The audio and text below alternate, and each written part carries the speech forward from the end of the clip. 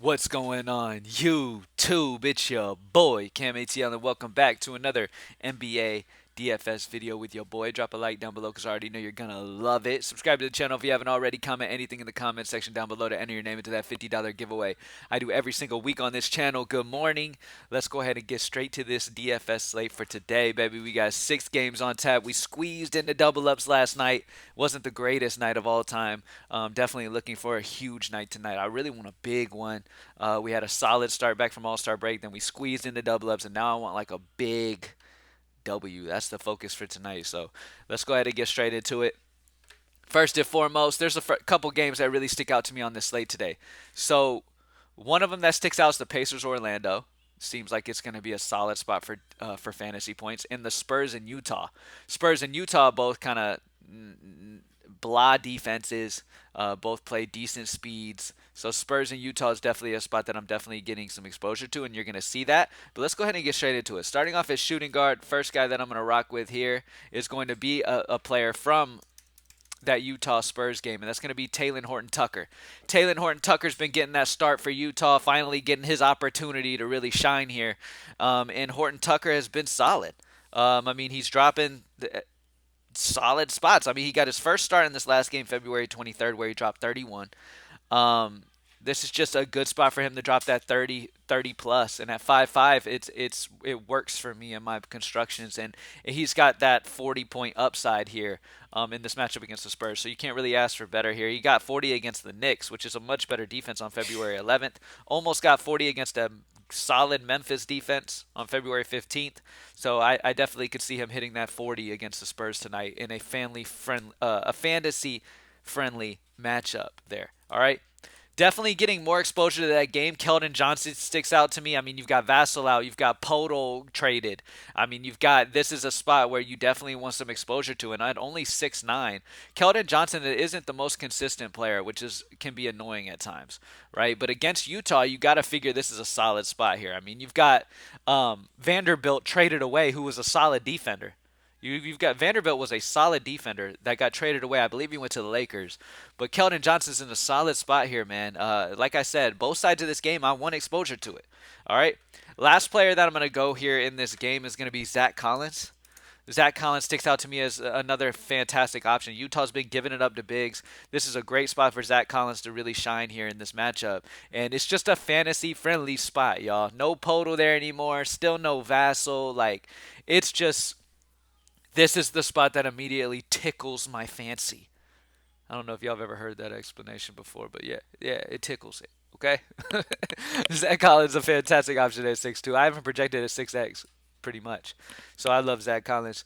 Next up, we got a value play. As you guys know, Kevin Love got the start for Miami last night, and of course, with Kevin Love starting, I mean, with his fantasy points per minute throughout his career, if he's starting against Charlotte, this is a fantastic spot. So obviously, pay attention, make sure he starts.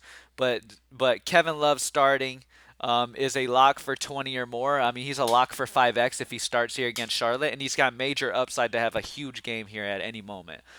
So I love Kevin Love. Fantasy points per minute, like I said, he's a solid contributor when he gets this opportunity. He started last game, only played 22 minutes, but at the end of the day, this matchup against Charlotte, I mean, I wouldn't be surprised to see him hit like a 30. I wouldn't even be surprised if he hit a 10x, to be honest with you, and he just had a solid game for Miami. I get it.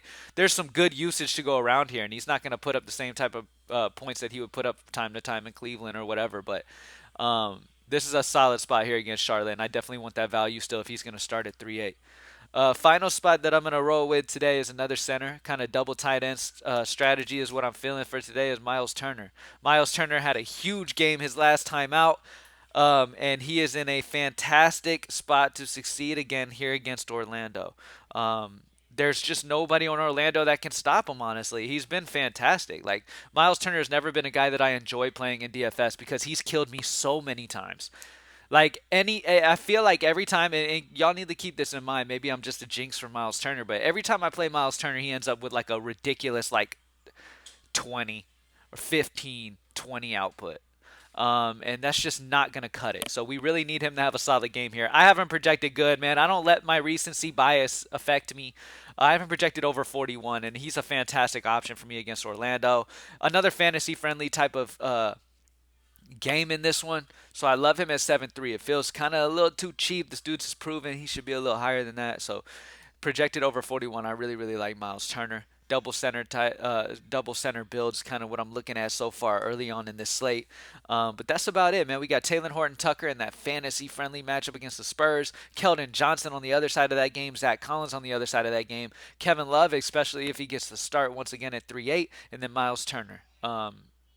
In that matchup as well against Orlando. It's just a fantastic spot, man. He dropped 60 this last time out. Do I expect that again? No. But do I expect a solid 40 piece?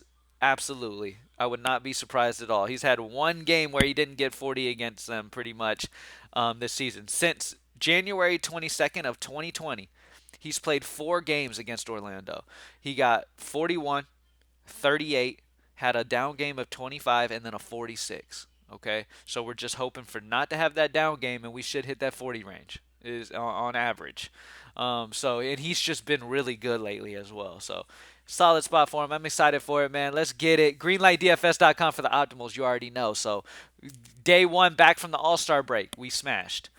Day two back from the All-Star break, we kind of squeezed in a cat. It wasn't my favorite finish, honestly. I was so excited once that Kevin Love value came out and we made those updates and adjustments and everything looked fantastic, and we definitely had the most optimal version before those games started for sure. And then things just kind of didn't work out the greatest. We had a couple guys just not show up 100%, and if they would have, it would have been a big night. But that is what it is. That's what keeps us on our toes in DFS. So obviously, this is the start for the slate, but as the day goes on, things will change, and I'll be looking to perfect things, especially once I post about 30 to 15 minutes before the slate starts. I'll be watching to keep an eye on any updates, any interesting news coming out and stuff like that. And we're going to take advantage of any like clutch updates we can make. Even if we got 5 minutes to do it, even if they tell us 5 minutes before the damn game start that Jalen Brunson's out, we're making those adjustments as quickly as we possibly can, and I'm gonna try to get it to y'all. So that's just what we do. You know what I mean? So Greenlight DFS for the optimals optimizer, definitely play with it. You can see my personal projections on this. The member exclusive tools, obviously, you get access to that. My prize picks, all that good stuff. So hit up Greenlight DFS. Let's get this money today, and I'm out. Peace.